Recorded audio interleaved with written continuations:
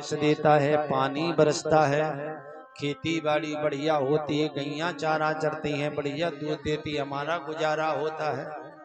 तो भगवान बोले ये तो कुछ मिल रहा इसलिए आप पूजा कर रहे हो, अगर तुम्हें वरदान न मिले तो तुम पूजा ना करो। अरे पूजा तो निस्वार्थ और निष्काम भाव से करनी चाहिए। कथा सुनना हमारा धर्म है, कथा से कुछ मिले ना मिले ऐसी इच्छा ना करो।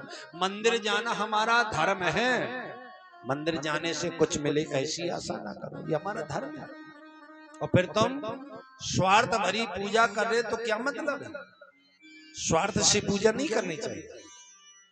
अरे पानी तो वहां बरसता है जहां पर्वत अधिक होते हैं, पानी वहां बरसता है जहां वन अधिक होते हैं।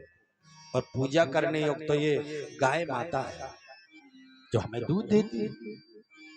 तो तुम्हारे कहने का मतलब इंद्र की पूजा ना की जाए? अरे बोले उस अभिमानी की क्या पूजा करना? कभी तुम्हारा प्रसाद खाया? बोले कभी नहीं। कभी दर्शन देने आया? बोले कभी नहीं। तो हमारे कहने पर एक बार आप गिरिराज महाराज का पूजन करिए। तो बोले तुम्हारे गिरिराज महाराज गोवर्धन महाराज दर्शन देंगे? बोले बिल्कुल। तुम्हारे गोवर्धन महाराज हमारा प्रसाद खाएंगे? बोले हाँ खाएंगे। तुम्हारे गिरिराज महाराज अगर कोई मुसीबत आ गई, संकट आ गया तो हमें बचाएंगे? बोले बिल्कुल बचाएंगे।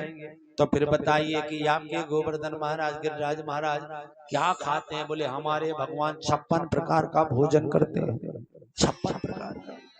तो किसी के घर में लड्डू बना तो किसी के घर में पेड़ा बना, तो किसी के घर में बर्फी बनी, तो किसी के घर में रसगुल्ला, पूड़ी, कचौड़ी सब तैयार हुआ।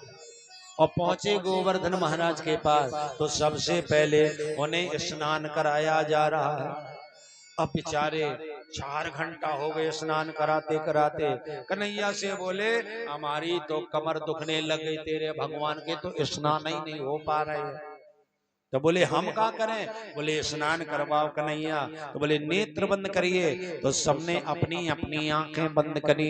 भगवान ने वहीं पर मन से गंगा को प्रकट किया तो नाम पड़ा मानसी गंगा।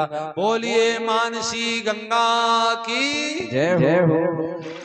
और इसके बाद में भगवान को वस्त्र अर्पण किए गए, चंदन चढ़ाए गए। अब एक एक करके धूप दीप निवेदन और उनको जब प्रसाद खिला रखा गया तो एक रूप में तो भगवान सबके सामने मौजूद है और एक रूप में गिरिराज महाराज में प्रकट हो गए और बड़े प्रेम से उनका प्रसाद खाने लगे। कहते हैं भैया एक ग्वाल बोलो भैया, जैसी हमारे कन्हैया की सूरत लगे वैसे ही जाके गिरिराज महाराज की सूरत लगे। बिल्कुल कन्हैया कहे हम तो तुम्हारे सामने खड़े हैं भैया, वो हमसे मिलते जुलते हैं तो उसमें हमारा क्या दोष है? बोले नहीं हम कह रहे थे कि आपसे सूरत मिलती जुलती है। एक बोलो कि लगता है जन्म जन्म को भूखो है, सारो प्रसाद चट कर जाएगो, ने को ना बचाएगो। सुख नहीं है, रुक जाते हैं।